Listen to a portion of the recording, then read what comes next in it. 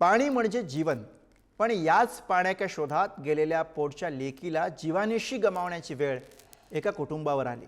यवतमाळच्या आर्णी तालुक्यातल्या काठोडा गावात हा धक्कादायक असा प्रकार घडलाय। बघूया।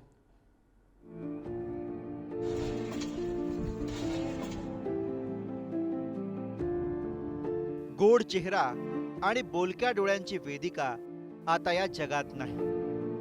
पाणी टंचाईसह प्रशासनाच्या अनास्थेचा ती बळी ठरली। यवतमाळच्या आर्णी तालुक्यातल्या काठोडा गावातील पारधी बेडावर पाण्याची वानवा आहे।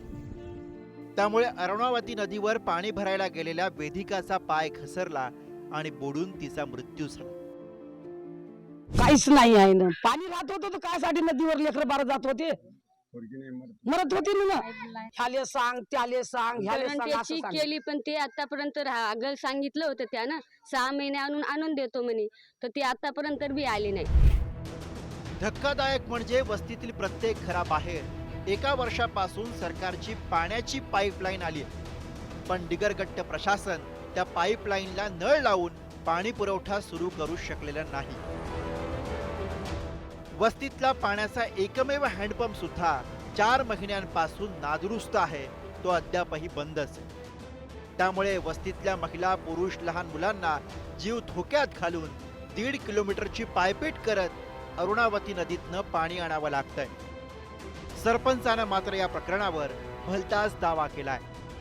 मृत्यू हा दुर्दैवी आहे, पण पाणी टंचाई हा विषय नसून मुलगी ही आंघोळ करायला गेली होती। नाही, पाणी टंचाई नाही, आमच्या तिन्ही गावात पाणी टंचाई नाही। इथं ना ग्रामपंचायत चुकली ना प्रशासन चुकलं, कोणीच चुकीचं नाही। इथं ठेकेदार असे बोलून गेलेले आहे की या ठिकाणी त्यांनी फक्त पाईपलाईन टाकलेली आहे, नळ सगळ्यांच्या घरी लावलेले आहेत, परंतु पैसे नसल्यामुळे, फंड नसल्यामुळे पुढील काम थांबण्यात आलं, असं ठेकेदाराकडून बोलण्यात आलेलं आहे। पाण्याअभावी पारधी बेड्यासह आजूबाजूच्या परिसरातील नागरिकांचे प्रचंड हाल होत आहेत, पण प्रशासन पाण्याची कायमची सोय करू शकलेलं नाहीये। त्यामुळे आता वेदिकाच्या मृत्यूनंतर सरकारला जाग आली असून चौकशीचे आदेश दिलेत। बहीण आहे, आमची मुलगी आहे, असा प्रकार घडणं चुकीचं आहे, होऊ नये। अरुणावती नदीवर मुलगी गेली असता पाय घसरून तिचं निधन झालं, ते अतिशय दुर्दैवी बाब आहे। प्रशासनाला मी सूचना दिलेल्या आहे। पाणी भरण्याच्या अनुषंगानं मुलगी गेली आणि बुडून तिचा मृत्यू झाला। काही प्रकरणं जे आहेत विहिरीत पडून जखमी झाले, असे पण प्रकरणं समोर आलेले आहेत। सरकारचं कुठल्याही प्रकारचं नियोजन नाही। हर घर नल हर घर जल 2024 कुठे गेलं? घरही नाही, नळही नाही, पाणी नाही, उलट लोक बळी चालले। हा मोदी सरकारचा नाकर्तेपणा आहे। हर घर जल योजनामध्ये जे ते काय कुशल कारागीर लागतात त्याची उणीव निश्चित भासते आणि देशभरात हा प्रोग्राम राबवला जातो। म्हणून अशा वेळेला काही ठिकाणी योजना पूर्णत्वाला आल्या नाहीत, हे सुद्धा सत्य आहे। पाणी म्हणजे जीवन, पण याच पाण्यासाठी वेदिकासह लेकी बाळींना जीव गमवावा लागतोय।